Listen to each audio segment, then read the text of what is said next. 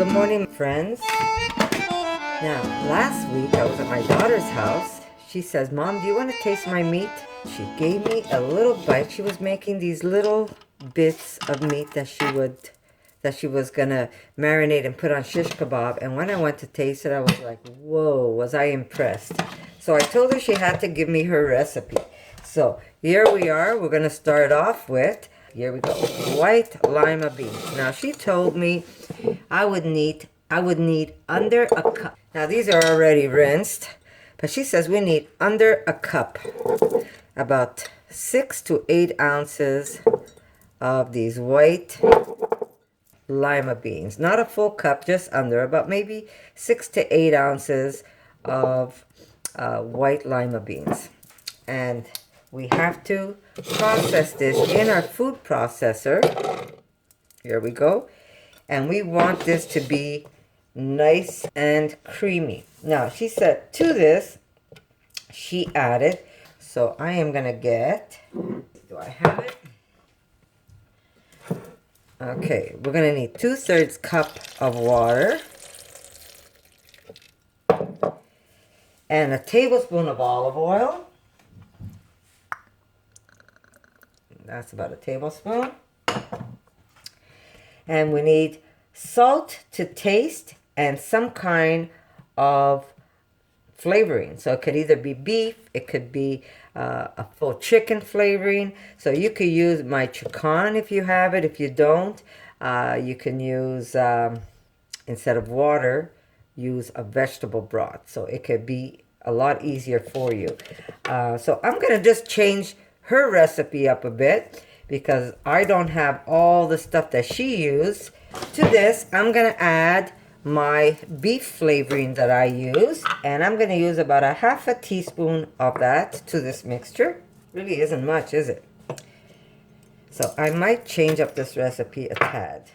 So here's a 1/2 teaspoon of my beef flavoring. So this is going to be a darkish type of meat. We're going to use some salt.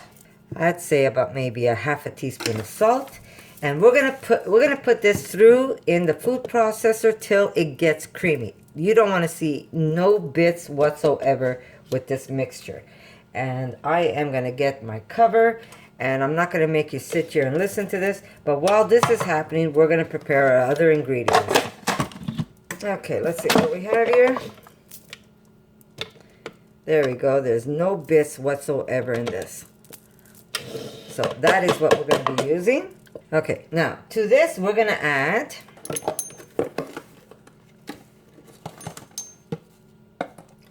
one tablespoon of onion. Sorry, that was garlic.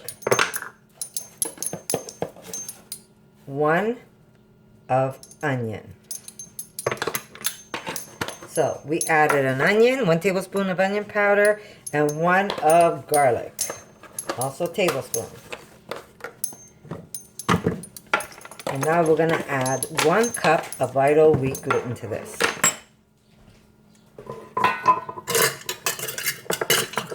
I'm going to use my 1/2 cup because it's easier to get to. So here's 1. Oh, maybe I change this up first, eh?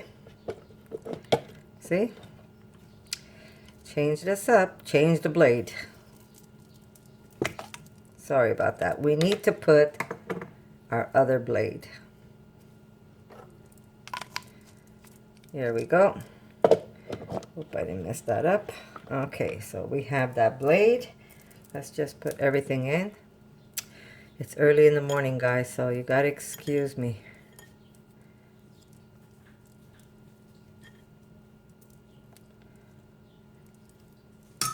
Okay.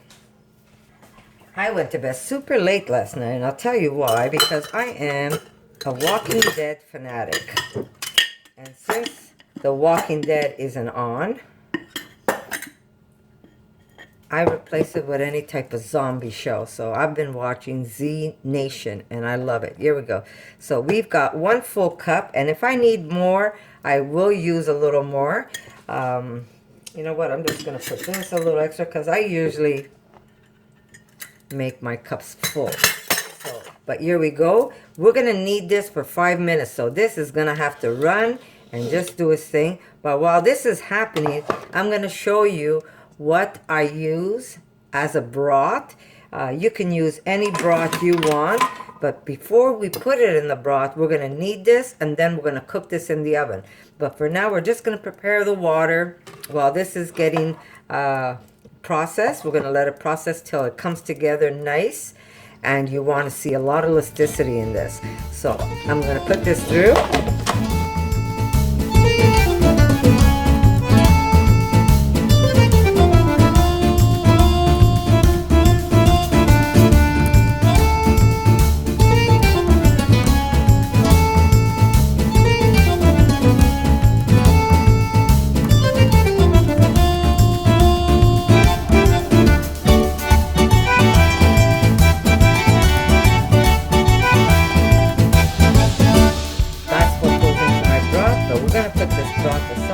Not going to touch it till we're ready, but we will put it that it starts to simmer. So we have 2 cups of water. We're going to put another 2.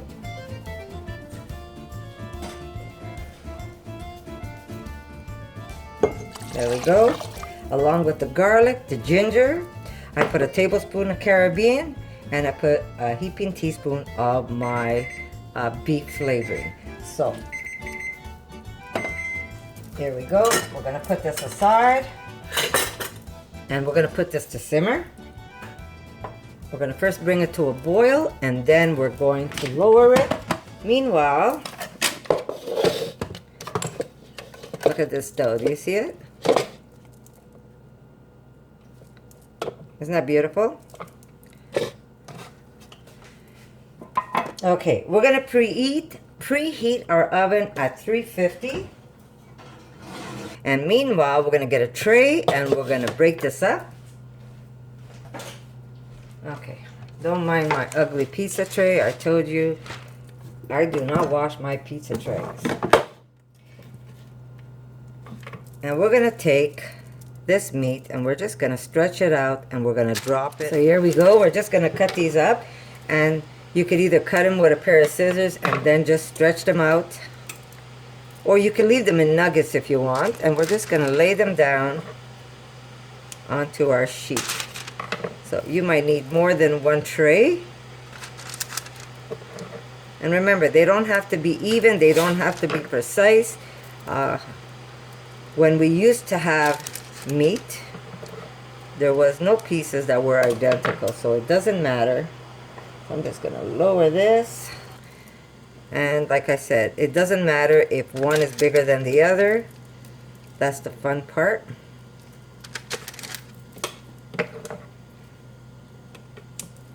And what we're going to do with this is we're going to make shish kebabs, and we're going to add pineapple to it. And these are going to go on a grill. Now, they don't have to always be shish kebab. If you want, you can always use this in a stir fry. You see the elasticity in it? That's what you want. And what's fun about this is if you're going to make stuff like this, a lot of people just don't have time. I've had people tell me, I don't have time to do this. Like, I really don't have time to do this. Well, you know what? You don't have to do this all the time. Make a bigger batch and put some in the freezer. And then when you need it, it's there. You could even put it already marinated. And all you have to do is just take your package out of the freezer and defrost it. So when you come home from work, all you have to do is cook it. So, you know, no excuses really. I mean, if you don't want to do it, that's one thing. But don't tell me you can't do it. You can't be vegan because you don't have time. And that's some of the excuses I get. I can't be vegan because I don't have time to do this. And I think that's just a very sad excuse for someone who just doesn't want to. Because it doesn't take that long to do this. Once you have the gluten, this is no different than going out shopping buying meat. Instead of buying it, you've got your gluten, and all you have to do is prepare it. So it really does not take that much time.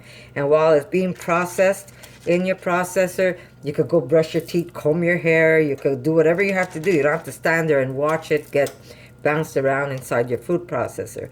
So there really is no excuse. Somebody who wants to do it is going to do it, period.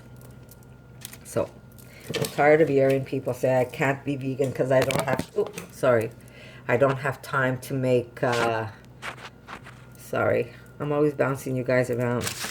I don't have time to make the meat. But you know what? Being vegan has nothing to do with making this meat. You could eat beans if you want. You could eat beans and rice. You could eat tofu. It's already done for you. So really, there's no excuses. And I'm just tired of hearing some of them. Sorry, guys. I'm ranting. Today, I'm in a rant mood. And like I said, if you don't want to eat gluten, don't put down my recipes. Just say you don't want to eat gluten. And don't eat it. Nobody's forcing you to eat it. But this food has been around for centuries. You know how long seitan has been around? Centuries and centuries. This has been around since the dynasty in China.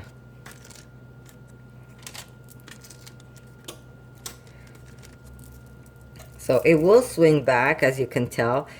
It's not as thin as when I first stretch it out, but that's going to give it that nice meaty taste that we want.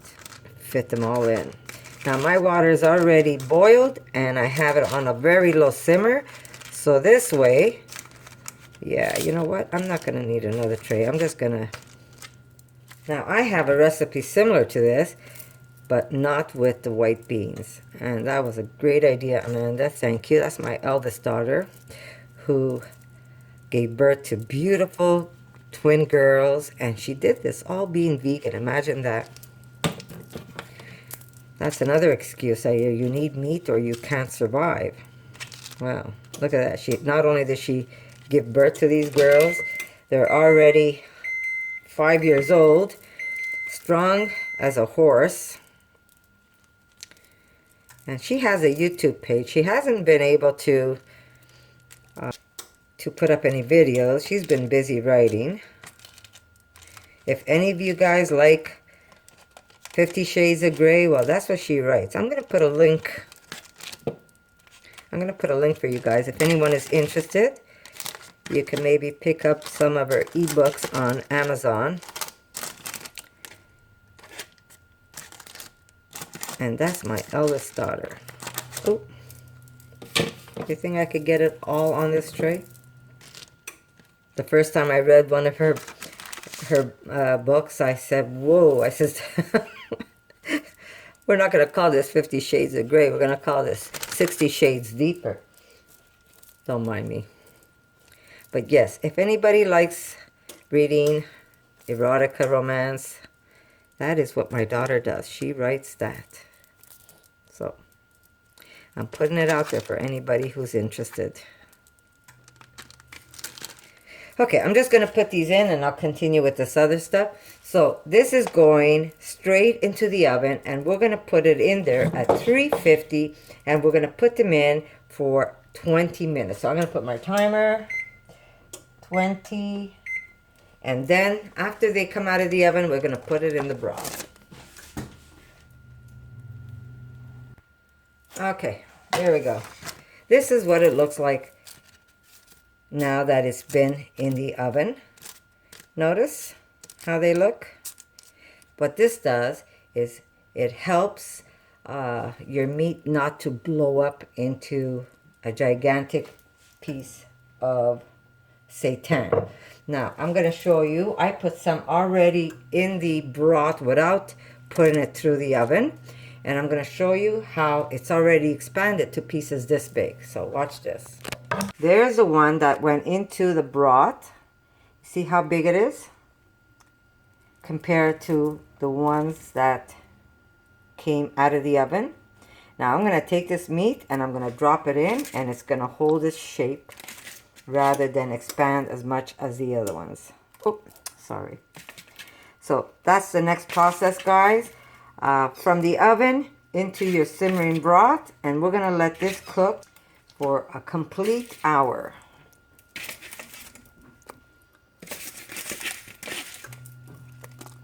So I'll see you in an hour and I'm going to show you what my meat looks like, guys. Okay, look at this. This is the one that I just stretched and threw into the broth. I had a little piece left. I wasn't going to put out a new tray for it. And this is the one that went into the oven and then it went into the broth. So you see the difference? This one here is still very mushy and wet, and this one is very firm like. It also pulls apart like meat does. So there's a difference when you put this in the oven. And this recipe is thanks to my daughter Amanda. And I am going to marinate this, and we're going to make shish kebab. So there's a difference. This one is more rubbery like, and this one is more of a firmer texture. Okay, so now here's my meat. I'm just going to show you. There it is. Do make it ahead of time and then just freeze the meat, or and it doesn't have to be small pieces like this. You can make them into pork chops. You can make them into a roast. You could do whatever you want. Prepare it ahead of time. Take a Saturday, or if you don't want to do a Saturday, let it be a Sunday, a rainy day. It doesn't matter. And make as much as you can make and just freeze it and label it. You know, chicken pieces, beef pieces, pork pieces, whatever pieces you want to call it. And this way you have the meat on hand. This has been around for centuries. And the healthiest people were the ones that ate a plant-based diet such as this. Yes, they didn't have it already prepared. So if you want to go even healthier, make it from scratch. Make your dough, knead it, rest it, knead it, rest it, and then wash the flour out. And then you're going to have it done from scratch. And this is the way they used to do it in Japan, in China. Don't be afraid of it. If you can't, if you have celiac, I'm going to say stay away from it. Seitan has been around for a long time. I know a lot of people that like this texture in their mouth. They want to have that texture as if they were eating meat. I know people that are really struggling in becoming vegan. Not everybody is or was the way I did. I did it overnight. I didn't even question it. I just stopped everything. And there's people that just can't do it. I hear people say, I got to do it a little at a time. I got to, you know, baby steps. So yeah, baby steps. You want to replace your meat, replace it with this. So like I said, this is a very simple recipe. It took 2 minutes to put together, really. You didn't even have to knead it. The machine, the food processor kneaded the dough itself.